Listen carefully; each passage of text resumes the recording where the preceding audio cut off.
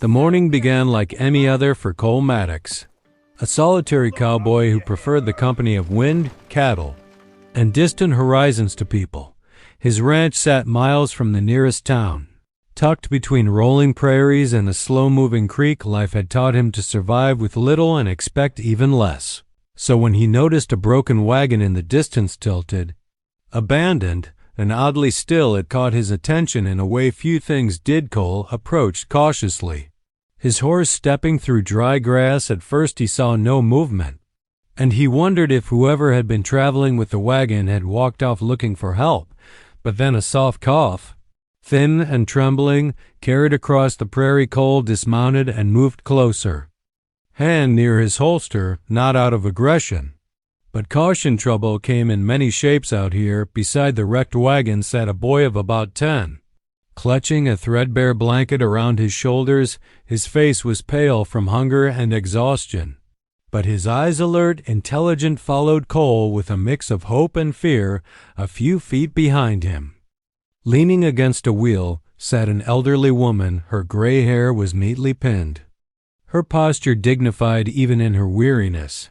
She looked up at Cole with calm eyes and offered a faint, polite nod. "Ma'am," Cole greeted quietly. "You two in need of help?"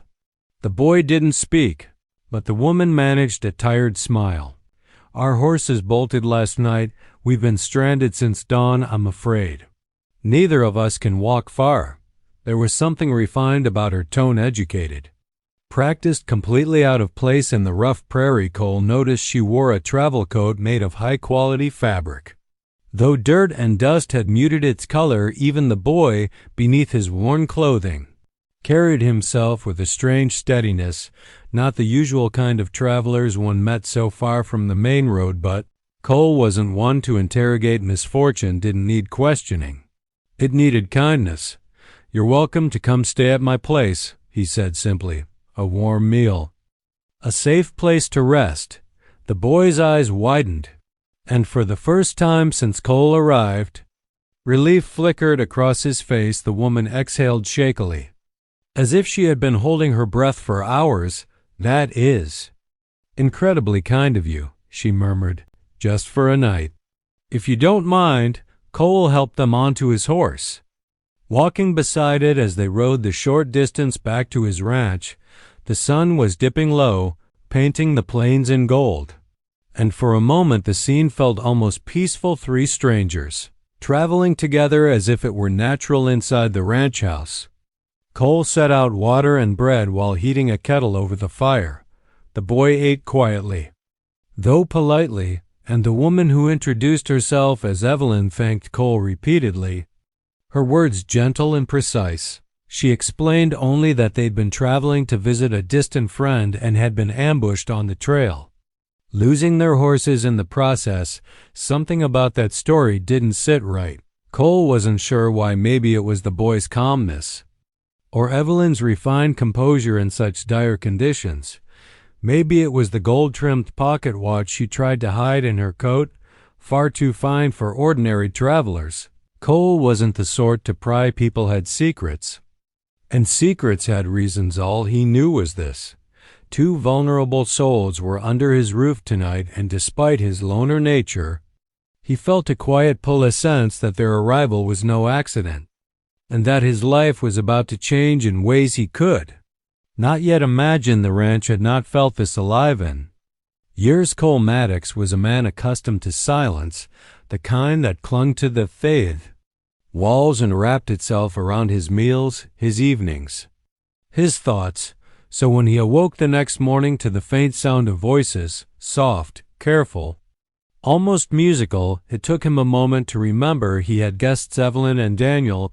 He stepped into the main room to find the elderly woman already awake, sitting near the fire with a cup of warm tea he'd set out the night before, even in simple clothes, even with dust still lingering at the edge of her sleeves. She radiated a quiet dignity. She stood slowly when Cole entered. "Good morning, Mr. Maddox," she said, inclining her head. "Thank you. Again, I don't believe we could have survived another night out there." Cole shook his head. "It's just breakfast and a roof." "Ma'am, anyone would have done the same." But Evelyn smiled as though she didn't believe that at all. The boy, Daniel, sat at the small wooden table, studying the grain of the wood with an intensity unusual for a child his age. He whispered a shy "good morning" before lowering his gaze again. For all his quietness, there was something measured about him, an awareness in the way he observed everything. Cole had seen plenty of boys, but none quite like this one. Breakfast was simple eggs, biscuits, and a bit of cured ham, but Evelyn treated it as though she'd been served a feast. Daniel ate with polite restraint. Though hunger glimmered beneath the surface, Cole could tell he was holding back. Too proud or too well-trained to look desperate. "You two were traveling far?"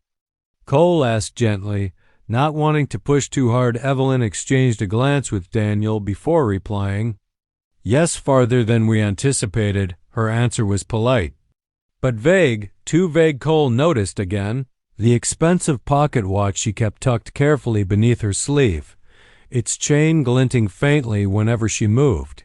He noticed Daniel's speech clear, articulate, educated. These were not everyday settlers.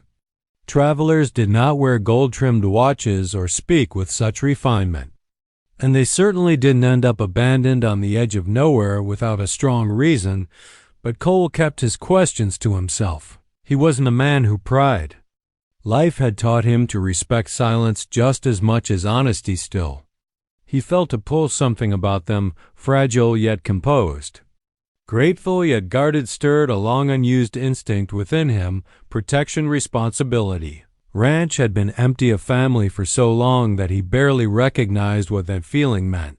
After breakfast, Cole stepped outside to milk the cow and check the fences. To his surprise, Daniel followed. "Can I help?" the boy asked, standing stiffly as if afraid he would be turned away. Cole raised a brow. "You ever milked a cow before?" Daniel shook his head. "No, sir, but I can learn." There it was again, that poised, disciplined tone, not the voice of a farm child, but of someone raised under strict guidance. Cole handed him a small stool. Daniel tried, failed, tried again, and by the third attempt, managed a thin but steady stream into the bucket. His grin, small but real, made something warm flicker in Cole's chest. Inside, Evelyn watched them through the window, her expression softening. A grandmother who had carried fear for too long was finally seeing a moment of comfort for the boy she loved. As the day unfolded, subtle truths revealed themselves, not through words but through details.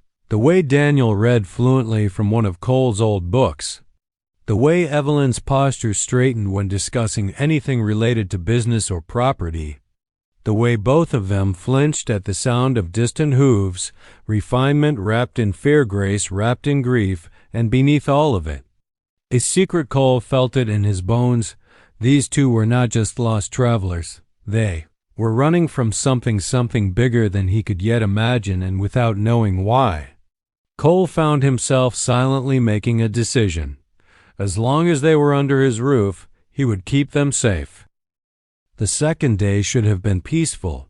The skies were clear, the air warm, and for a brief moment Cole allowed himself to believe that Evelyn and Daniel's troubles ended when he brought them to his ranch. But even good days can carry the smell of oncoming storms, and by noon, Cole sensed something shifting in the wind. Daniel spent the morning tending to the chickens, trying hard to mimic Cole's every move. Evelyn sorted herbs on the porch, her hands steady yet tense, as though her mind wandered to places she wanted to forget. Cole watched her for a moment, noting the faraway look in her eyes, the look of someone who had lost more than she was willing to speak about. He was chopping wood when the first warning arrived. Hoof beats fast, heavy, purposeful. Cole straightened, his jaw tightening. Travelers rarely rode with such force unless they carried intentions sharper than courtesy. He wiped his hands on his trousers and stepped onto the porch just as two riders appeared on the horizon, dust swirling behind them like a warning banner. Evelyn's face drained of color. Daniel froze. "You know them?" Cole asked quietly. Evelyn didn't answer. She didn't have to fear answered for her. The riders pulled up in front of the house. Both men were armed. Both wore expressions of practiced intimidation. One had a scar running across his cheek, the other was younger. "But with eyes cold and calculating morning," Cole called. Keeping his voice even, the scarred man tipped his hat in a mock gesture. "We're looking for a pair that ran off older woman, young boy. They owe some debts. Seen anybody pass through?" Daniel pressed closer to Evelyn's side. Cole noticed, so did the riders, but neither of them looked back toward the porch. Evelyn kept her face composed, but her hand trembled slightly. "What kind of debts?" Cole asked casually. "That's none of your concern." The younger rider snapped. "Just tell us if you've seen them." Cole let a long silence stretch. He measured the men, their twitchy hands, their arrogance, their restless horses.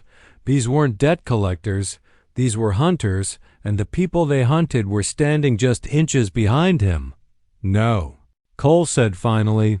"Ain't seen anyone but cattle the last 2 days." Scarface narrowed his eyes, studying Cole's expression. Then he looked toward the barn, the porch. "The land beyond, we need to look around," he said.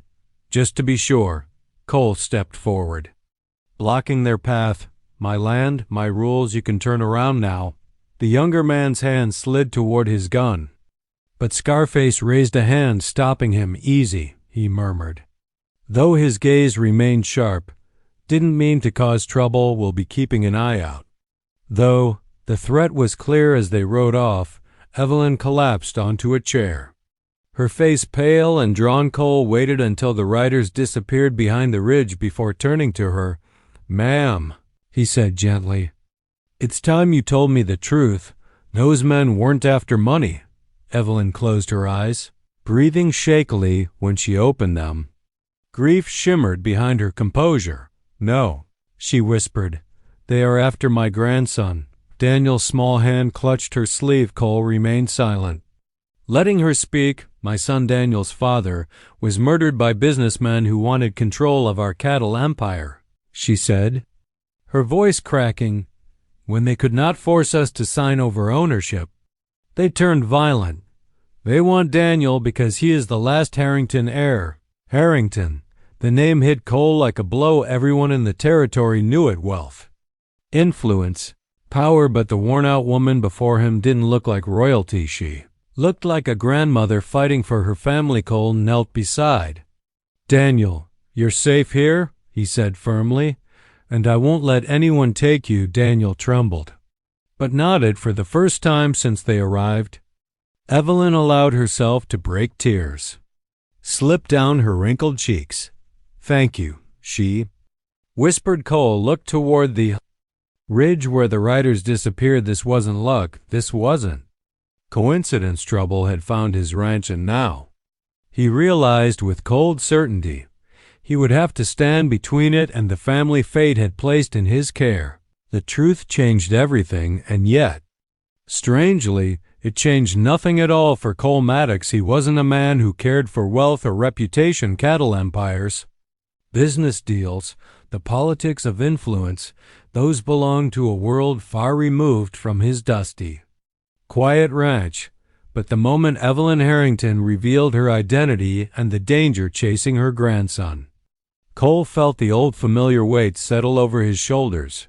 Responsibility, duty, protection, things he had once lived by and had nearly forgotten. The ranch became a place of whispered strategy and cautious movements. Evelyn suggested leaving at dawn, but her exhaustion was obvious. Her hand shook when she poured tea, and her breath hitched whenever she climbed the steps. Daniel, despite his brave front, hadn't slept well in days. Running now would only break them further.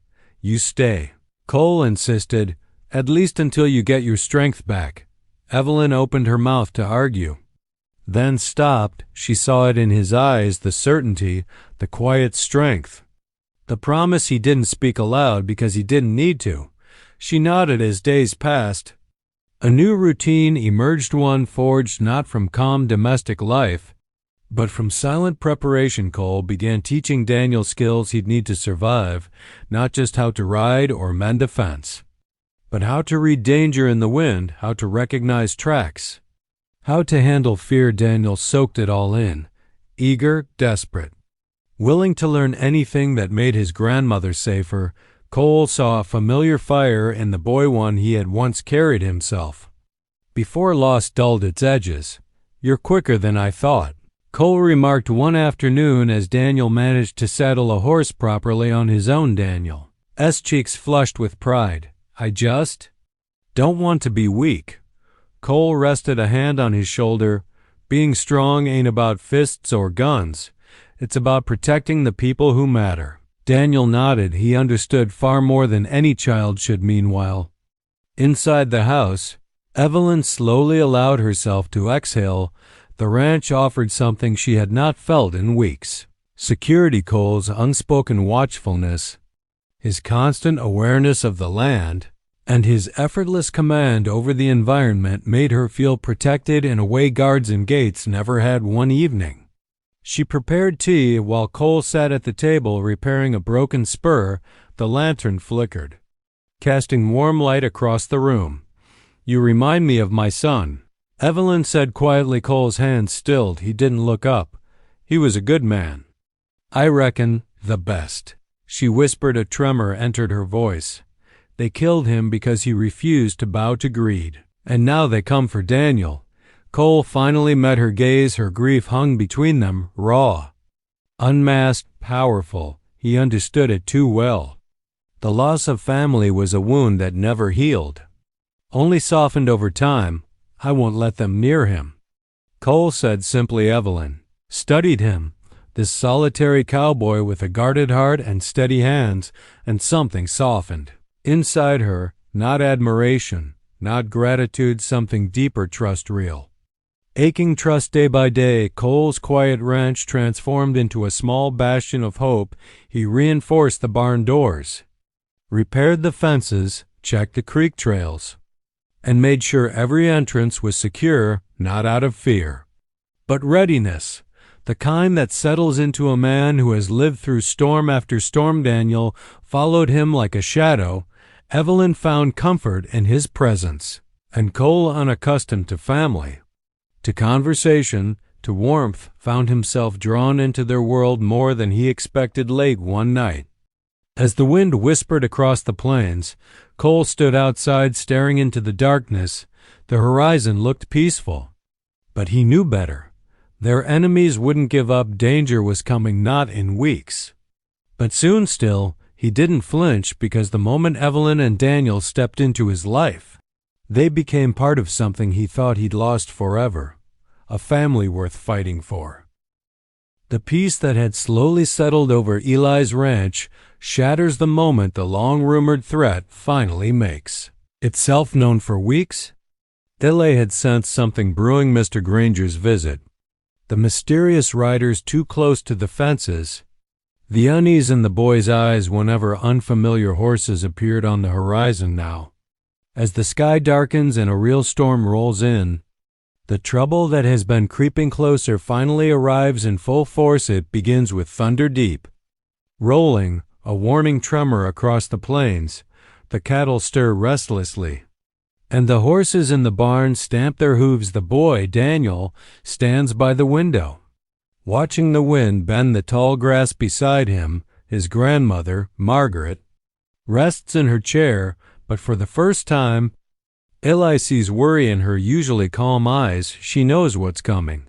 She may have hoped to avoid it, but she knew it was inevitable, because the men pursuing them are not ordinary thieves or opportunists. They are men who used to work for the family's estate, hired hands who turned greedy when they realized the family was gone and the fortune was unguarded. Most believed the wealthy widow and her grandson had perished in a fire months earlier, and those who didn't were hunting them to secure access to the family lands and vaults. If Daniel and Margaret lived, they stood in the way of many men's ambitions. Now, those men have tracked them to Eli's ranch as the storm clouds gather.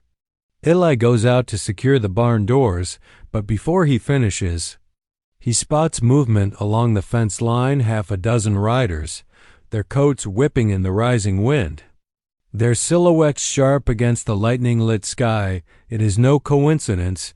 They waited for a storm. For cover, For a moment when the ranch would be most vulnerable, Eli moves quickly.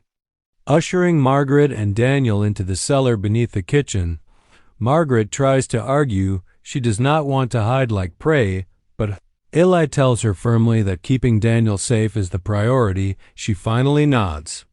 Pressing a trembling hand to Eli's arm before descending the steps outside, rain begins to fall in violent sheets. The riders dismount and spread out.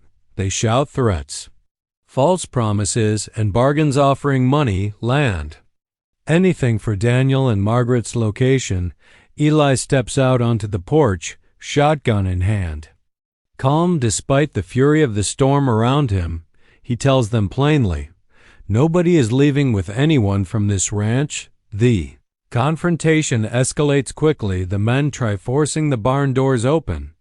Searching for hidden wagons or belongings, thunder cracks overhead as Eli fires a warning shot into the air when the men surge forward. He fires again, this time to stop them. Not warned, the ranch becomes chaos, shouting, hooves pounding. The storm growing fiercer with each passing minute. Daniel, trembling in the cellar, hears the gunfire and tries to climb the stairs to help. Margaret holds him back, whispering, that man is fighting for you, trust him. That's the bravest thing we can do right now. Outside, the wind tears across the yard as Eli defends the ranch alone. He is outnumbered, but he knows the land better than any of them. He uses the storm to his advantage, slipping between buildings, drawing their fire away from the house. The riders begin to realize they've underestimated him. Then, in one decisive moment, after a failed attempt to rush the porch, the men retreat. Regrouping near the fence line with lightning illuminating their faces, Eli sees fear in their eyes. They realize the ranch is no easy target. The storm breaks, both in the sky and in the conflict, but Eli knows this is only the beginning. The men will return, and next time, they will not come in the rain. They will come prepared. Yet, as he returns to the cellar and finds Daniel and Margaret safe, something settles in Eli's heart for the first time. He understands exactly what he is fighting for. The danger had passed, leaving behind the quiet hum of a prairie evening. The storm that had raged through the ranch and threatened everything Cole Maddox held dear was over, and with it came the relief of survival and the promise of a fresh beginning. Inside the cabin, the warmth of the fire spread through the room, chasing away the chill of the recent turmoil. Cole sat on a worn wooden chair, Daniel asleep in his grandmother Evelyn's lap, the boy's chest rising and falling in peaceful rhythm for the first time in weeks. The ranch, once quiet and solitary, now felt alive in a way it never had before. Cole had spent years alone, his days measured by the rising sun, the care of cattle, and the rhythm of labor, but the presence of Evelyn and Daniel had changed all that. The cabin was no longer just a shelter, it had become a home, filled with small, meaningful interactions. Daniel asking for guidance on chores, Evelyn preparing meals with quiet diligence, and Cole finding himself genuinely looking forward to shared moments. The chaos of the storm had not only tested their strength, it had solidified a bond that was stronger than any threat outside their walls. Evelyn, once wary and reserved, had begun to relax under the steady protection Cole provided. She now moved about the cabin with a quiet confidence, her eyes no longer clouded with fear. The boy, too, had grown not only in skill, learning to ride and care for the animals, but in trust, feeling the assurance that came from knowing someone would always stand beside him through these shared trials. Cole had come to see them not just as guests or charges, but as a family. Unexpected, yes, but real in every meaningful sense. The next morning, the trio rode out to survey the land. The prairie stretched endlessly before them, golden in the dawnlight, dotted with the silhouettes of cattle and the occasional grazing horse. It was a landscape both harsh and forgiving. Much like the life they had navigated together, Daniel rode with a sense of pride and capability, Evelyn at his side, and Cole guiding them gently from the back. They were not just survivors of a storm. They were participants in a life forged through courage, trust, and unity. In the weeks that followed, Evelyn officially reclaimed her family's estate. Wealth and power had returned to her hands. Yet she made it clear that Cole was not to be treated as a mere employee or distant acquaintance.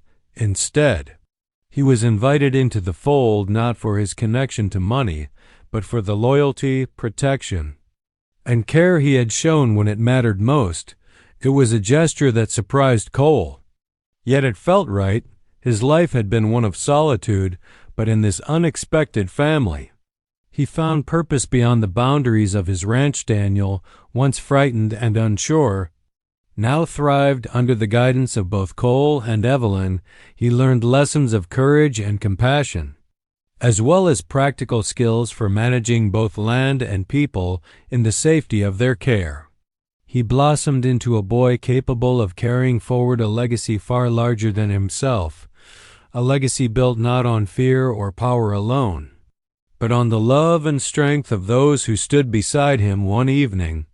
As the sun dipped below the horizon and painted the prairie with soft hues of gold and pink, the three of them sat together on the porch. The quiet was no longer empty. It was filled with the promise of new beginnings. Cole looked at Evelyn and Daniel, understanding that the life he had once imagined for himself, isolated, simple, and solitary, was nothing compared to the richness of connection he now felt. Together, they had endured storms, faced danger, and claimed victory not through wealth or weapons, but through resilience, courage, and loyalty. The Harrington estate would continue stronger and wiser than before. With Cole now a cornerstone of its foundation, he had discovered that family is not defined by blood or fortune, but by the actions we take, the love we give, and the choices we make when facing the storms of life. In this shared survival, this rebuilt home, and the trust between them, a new legacy was born, one forged from hardship, tempered by love, and destined to endure far beyond the horizon of any single life.